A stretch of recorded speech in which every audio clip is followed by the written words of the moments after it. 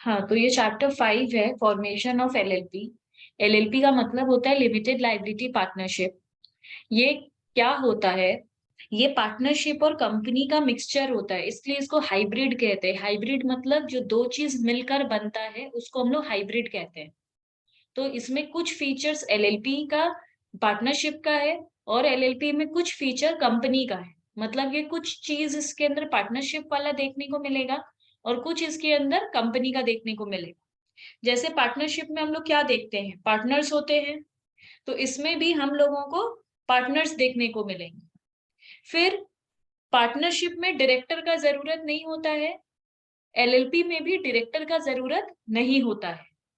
तो फिर इसमें कौन होते हैं? अगर डायरेक्टर नहीं होते हैं तो डायरेक्टर की जगह इसमें डेजिग्नेटेड पार्टनर्स होते हैं। डेजिग्नेटेड पार्टनर्स, इसमें डायरेक्टर्स नहीं होते हैं, इसमें डेजिग्नेटेड पार्टनर्स होते हैं। नॉर्मल पार्टनरशिप बिजनेस में हम लोग देखते हैं पार्टनरशिप अग्रीमेंट बनता है जिसे हम लोग पार्टनरशिप डीड कहते हैं। एलएलपी में एलएलपी अग्रीमेंट बनता है। तो इसके अंदर कुछ फीचर्स हम लोग को पार्टनरशिप का मिला। अब नॉर्मल पार्टनरशिप का बिजनेस में अनलिमिटेड लाइबिलिटी होता है। मतलब अगर हम और तुम पार्टनर हैं और कल को हम लोग को बिजनेस बंद करना है, तो जितना भी मार्केट में हम लोग का उधारी है वो हम लोग को पे ऑफ करना ही होगा। मतलब अगर हम लोग को अपना पर्सनल प्रॉपर्टी बेचना भी पड़ा तो भी हम लोग को वो बेचना पड़ेगा, पर बाहर का कोई उधारी हम लोग नहीं रख सकते। पर लिमिटेड लाइबिलिटी पार्टनरशिप में लिमिटेड लाइबिलिटी होता है। मतलब जितना पैसा बिजनेस में है सिर्फ उतने से ही पे ऑफ करेंगे, घर का कोई सामान बेचने की जरूरत नहीं है। इसलिए इसका नाम है लिमिटेड लाइबिलिटी, हम लोग का लाइबिलिटी लिमिटेड है। परपीचुअल सक्सेशन मतलब कंपनी में परपीचुअल सक्सेशन मतलब कंटिन्यूअस, किसी एक के मर जाने से कंपनी बंद नहीं होता। वैसे ही एलएलपी में किसी एक पार्टनर के मर जाने पे या छोड़ के चले जाने पे एलएलपी खत्म नहीं होता। इसको बोलते हैं परपीचुअल सक्सेशन, जो हमेशा हमेशा तक चले। रजिस्ट्रेशन विथ आरओसी, कंपनी को हम लोग को आरओसी के पास जाके रजिस्टर करना पड़ता है। एलएलपी भी हम लोगों को आरओसी के पास जाके रजिस्टर करना पड़ता है। इसका सेपरेट लीगल एंटिटी होता है कंपनी का। मतलब शेयर होल्डर्स और कंपनी अलग अलग होते हैं, किसी एक दो शेयर होल्डर के चले जाने से कंपनी बंद नहीं होता। वैसे ही एलएलपी में होता है, बिजनेस और पार्टनर्स अलग अलग होते हैं, किसी एक पार्टनर के चले जाने से एलएलपी बंद नहीं होता। तो हम लोग इसमें क्या देख रहे हैं, एलएलपी में कुछ पार्टनरशिप का फीचर्स है, कुछ कंपनी का फीचर्स है, इसलिए ये एक साथ ऐसा बना। यहाँ डेफिनेशन है, LLP allows for a partnership structure. LLP एक पार्टनरशिप स्ट्रक्चर की तरह है, where each partner's liability is limited, जहां सब पार्टनर का लाइबिलिटी लिमिटेड है to the amount they put into the business. जितना पैसा बिजनेस में है उतना ही पार्टनर लोग का लाइबिलिटी है। ये जो पार्टनरशिप है वो लिमिटेड लाइबिलिटी का है। It gives the benefit of limited liability. Limited liability का ये बेनिफिट देता है of a company and the flexibility of partnership. तो बेसिकली ये एलएलपी का मतलब है। अब अगर एलएलपी का अपना एक्ट है, जैसे पार्टनरशिप का अपना एक्ट है इंडियन पार्टनरशिप एक्ट 1932, कंपनी का अपना एक्ट है कंपनीज एक्ट 2013, वैसे ही एलएलपी का अपना एक्ट है लिमिटेड लाइबिलिटी पार्टनरशिप एक्ट 2008। तो इसको इनकॉर्पोरेट कैसे करते हैं? इनकॉर्पोरेट मतलब रजिस्टर करना। जैसा कि हम बताए थे, जैसे कंपनी को रजिस्टर करना पड़ता है एलएलपी को भी रजिस्टर करना पड़ता है। रजिस्टर करने का मतलब ही होता है इनकॉर्पोरेट करना। तो इसमें इनकॉर्पोरेशन के टाइम हमें क्या लगता है, हमें एक फॉर्म फिलअप करके देना पड़ता है। उस फॉर्म को हम क्या कहते हैं? फिलिप कहते हैं। फिलिप का फुल फॉर्म क्या है? Form for incorporation of limited liability partnership.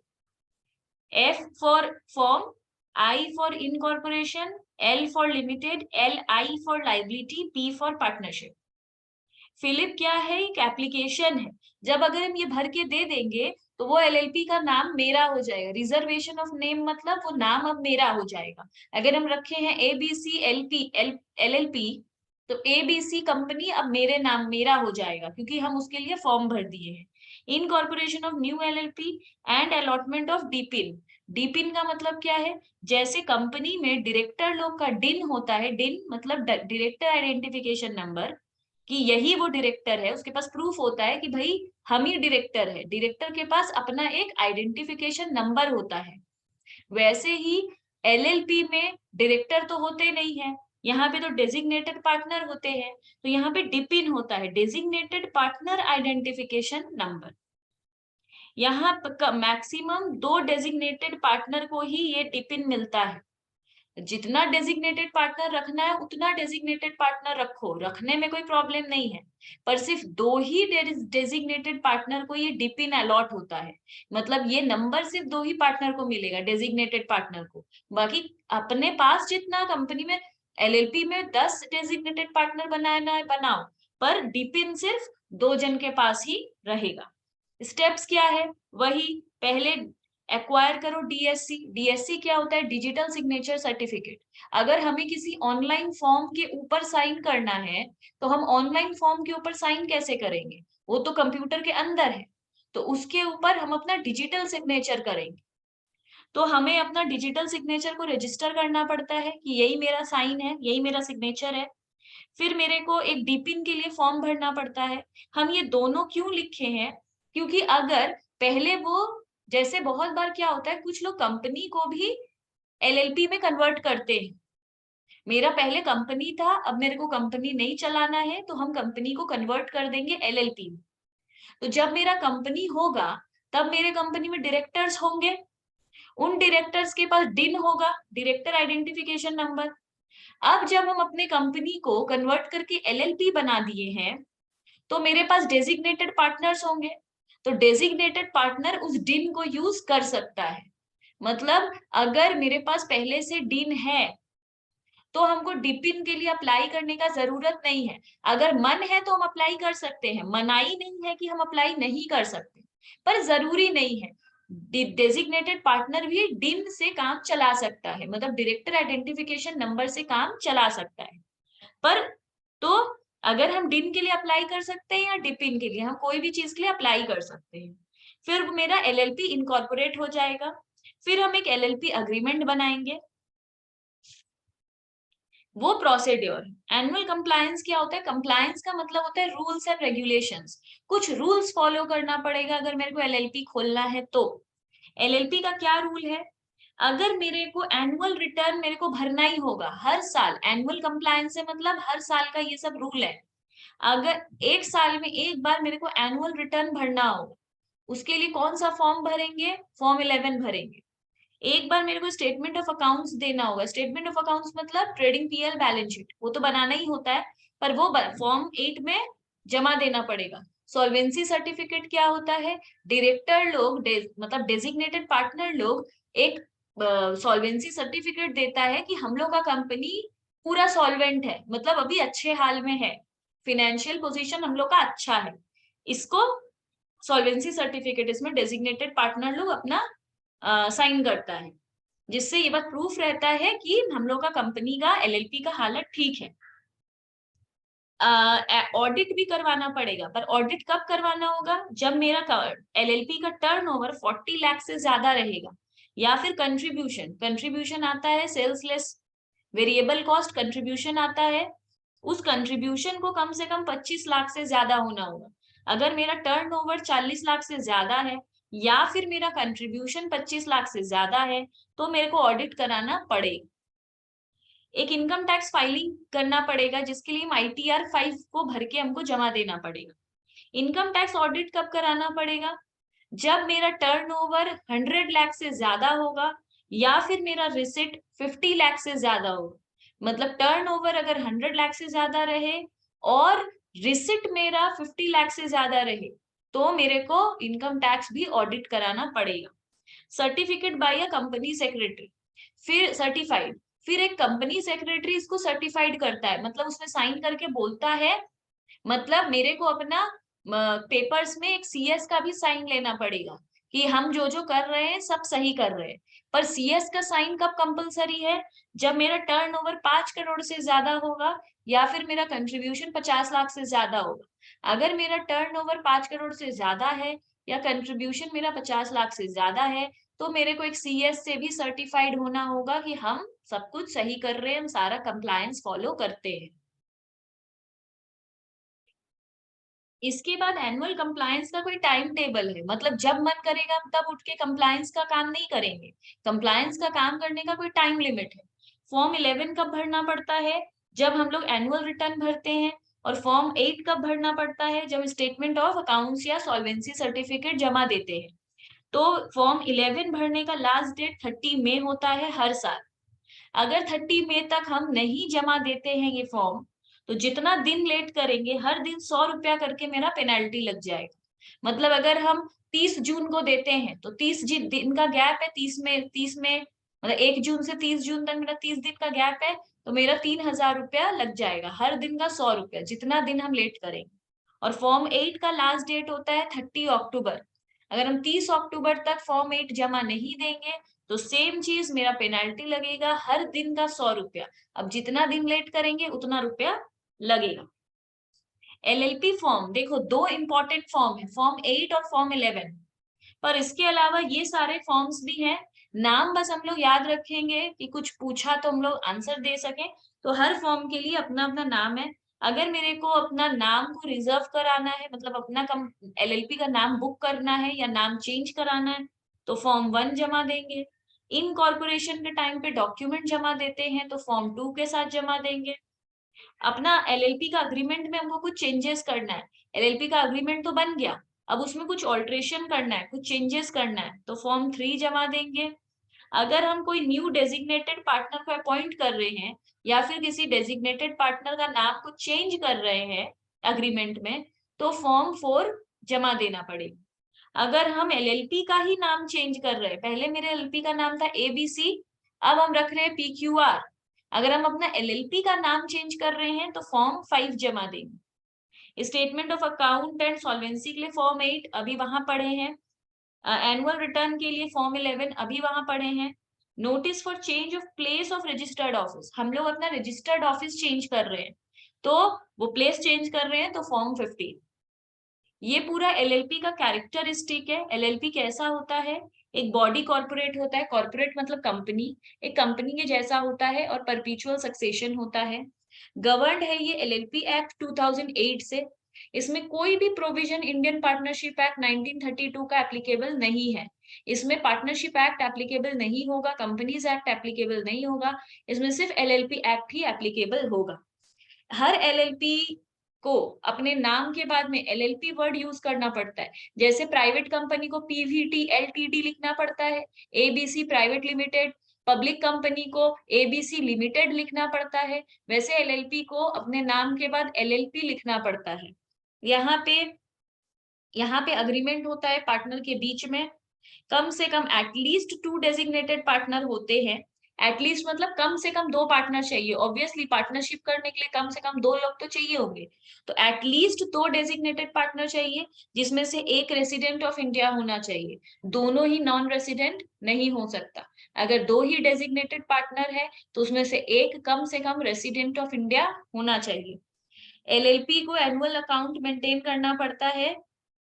Central government उस जो एनुअल अकाउंट मेंटेन करता है एक ट्रू स्टेट ऑफ अफेयर के लिए, कि सब कुछ सच रहे, सब कुछ सामने रहे, इसके लिए वो अकाउंट्स मेंटेन करता है। उस अकाउंट्स का इन्वेस्टिगेशन सेंट्रल गवर्नमेंट करता है।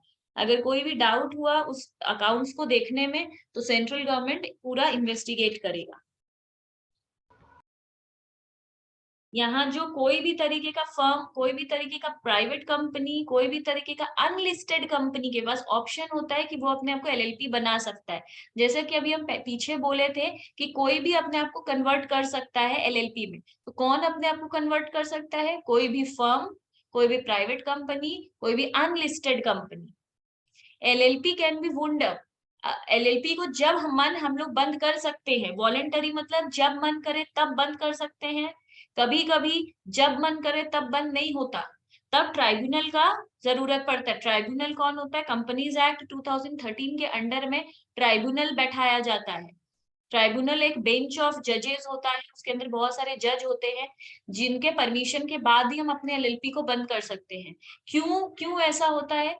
एलएलपी में हम क्या बोले, लिमिटेड लाइबिलिटी है, तो मेरा बहुत सारा उधारी है मार्केट में। लिमिटेड लाइबिलिटी का तो रूल है, बिजनेस में जितना पैसा है उसी से पे ऑफ करो, घर का सामान बेचना नहीं पड़ेगा, पर्सनल पैसा लेकर हम नहीं आएंगे।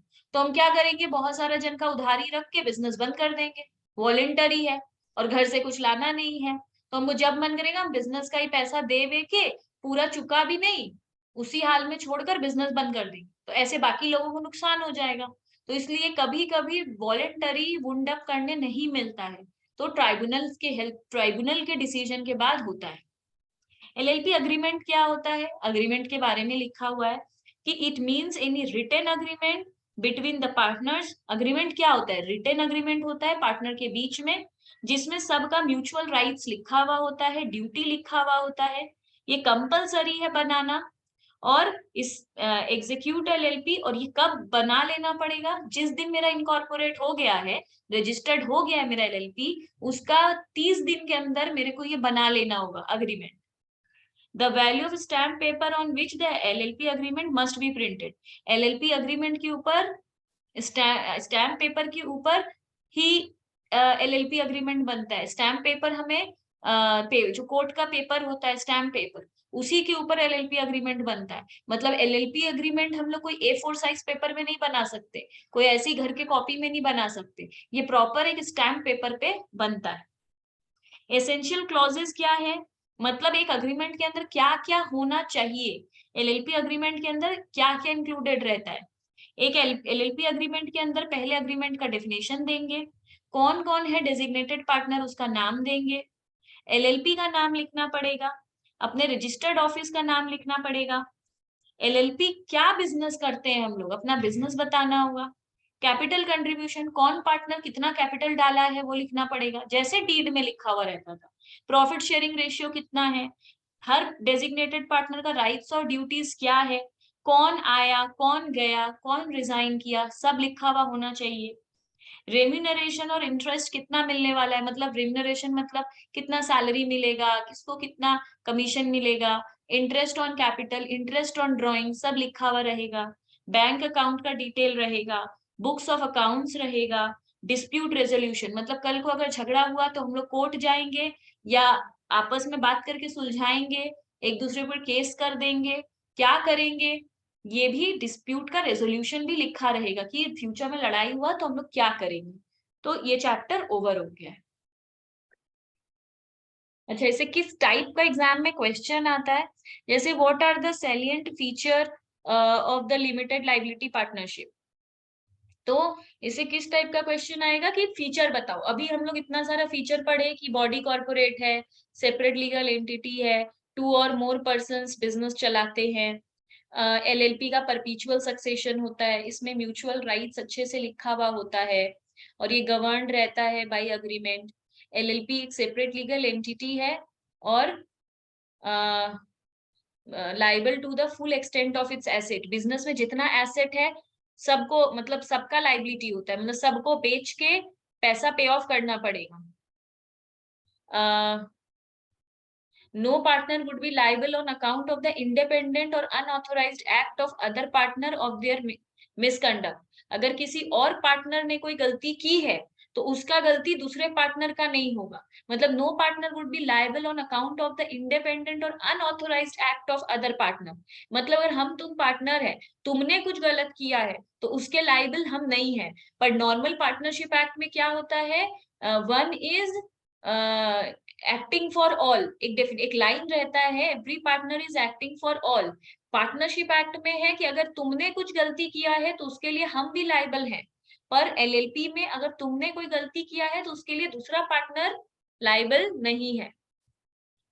फिर है एवरी एलएलपी एटलीस्ट 2 पार्टनर्स, कम से कम 2 पार्टनर होने चाहिए, उसमें से एक रेसिडेंट ऑफ इंडिया होना चाहिए। एलएलपी को एनुअल अकाउंट्स मेंटेन करना पड़ता है, true and fair view of its state of affairs, statement of accounts और सॉल्वेंसी फाइल करना पड़ता है आरओसी के पास। अकाउंट्स जो एलएलपी का है वो ऑडिटेड होना चाहिए। सेंट्रल गवर्नमेंट के पास पावर होता है कि वो इन्वेस्टिगेट कर सकता है। इसके ऊपर इंडियन पार्टनरशिप एक्ट 1932 एप्लीकेबल नहीं है। कोई भी फर्म, पार्टनरशिप और अनलिस्टेड कंपनी अपने आप को कन्वर्ट कर सकता है एलएलपी में। Central government has made rules for carrying out the provisions of the LLP Act. Central government rule बनाया है एलएलपी एक्ट के अंदर, हम लोग जितना भी रूल पढ़ रहे हैं सभी सेंट्रल गवर्नमेंट ने बनाया है। क्वेश्चन 4 कैसे है? A limited liability partnership can become a member of a company incorporated under the provisions of companies act 2013। बोल रहे एलएलपी के जो मतलब क्या एलएलपी क्या किसी कंपनी का मेंबर बन सकता है? LLP can become a member of a company. अच्छा, एक ही बात को दो बार लिख दिया है। हाँ, एक ही क्वेश्चन को दो बार लिख दिया है, एक ही बात है। तो इसका क्या मतलब है? Subject to memorandum of association and article of association any sui sui juris मतलब होता है person who is competent to contract on its own behalf. जो पर्सन काबिल होता है कि वो कॉन्ट्रैक्ट कर सकता है, उसको हम लोग स्वी ज्यूरिस कहते हैं। तो जो भी आदमी कॉम्पिटेंट है कॉन्ट्रैक्ट करने के लिए, मतलब वो कॉम्पिटेंट है, मतलब वो पागल नहीं है, वो उस टाइम ड्रिंक करके नहीं रखा था, वो माइनर नहीं है, ये सारे लोग ही कॉम्पिटेंट टू कॉन्ट्रैक्ट होते हैं। तो कॉम्पिटेंट टू कॉन्ट्रैक्ट कर सकता है except the company itself can become a member of a company. एक कंपनी किसी कंपनी का मेंबर नहीं बन सकता। मेंबर बनने का मतलब होता है शेयर होल्डर बनना। तो एक एलएलपी किसी और कंपनी का शेयर खरीद के मेंबर बन सकता है, कोई भी बन सकता है, पर सिर्फ एक कंपनी का नहीं बन सकता है। Being an incorporated body under the statute, LLP can become a member of the company. LLP तो कंपनी नहीं है। एलएलपी कंपनी जैसा है, उसका कुछ कैरेक्टर अपने पास रखता है, उसका कुछ फीचर अपने पास रखता है, पर एलएलपी कोई कंपनी नहीं है। तो एलएलपी कंपनी का मेंबर बन सकता है, कोई भी बन सकता है, सिर्फ कंपनी एक कंपनी का मेंबर नहीं बन सकता है। वैल्यू रेटिंग एडवाइजर्स एलएलपी, सोचो एक एलएलपी का नाम है Value Rating Advisors LLP, can become the shareholder in Reliance Industries Limited. Reliance का शेयर एक एलएलपी खरीद रहा है, एलएलपी का नाम है वैल्यू रेटिंग एडवाइजर्स एलएलपी, वो शेयर होल्डर बन सकता है जाके रिलायंस इंडस्ट्रीज का। शेयर होल्डर बनना मतलब मेंबर बनना। There are no shareholders in LLP, instead are there one are partners. Comment, there are partners, कुछ इसमें प्रिंट मिस्टेक है। A minimum number of partners. Every LLP have at least, at least ये गलत से print है। At least to partners मतलब question तुम्हारा पूछ रहा है कि एलएलपी में कोई शेयर होल्डर नहीं होता है, सब पार्टनर्स होते हैं। तो इसमें नीचे लिख रहा है कि हाँ, सारे एलएलपी में एटलीस्ट दो पार्टनर होने होंगे। If at any time the number of partners of an LLP is reduced below 2, अगर किसी भी टाइम ऐसा हुआ कि एक एलएलपी में दो से कम पार्टनर है, मतलब हम और तुम कम से कम पार्टनर होने होंगे, पर अगर तुम चली गई तो हम अकेले बचे, and the business of the LLP is carried by the remaining one partner even after 6 months from the reduction of the number below 2।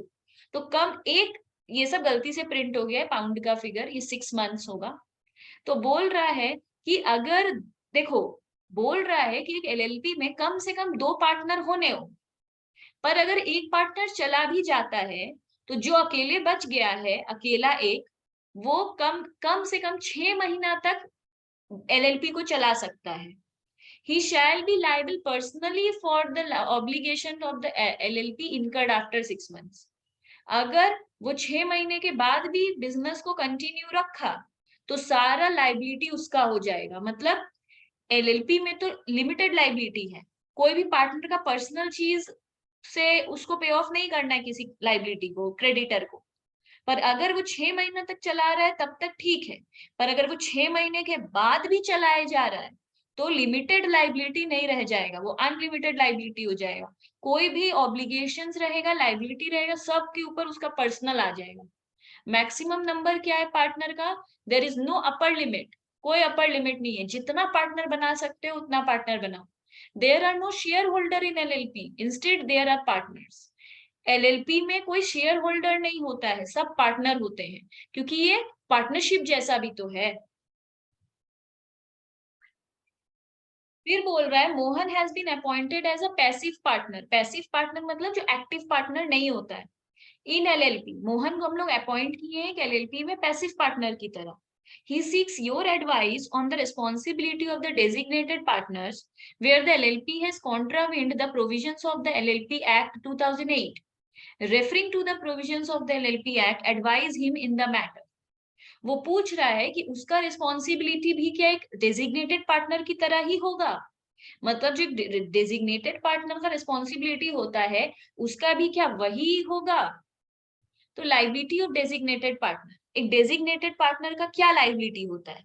A designated partner shall be responsible for the doing of all acts, matters, and things as are required to be done by the LLP in respect of compliance of the provisions of the Act.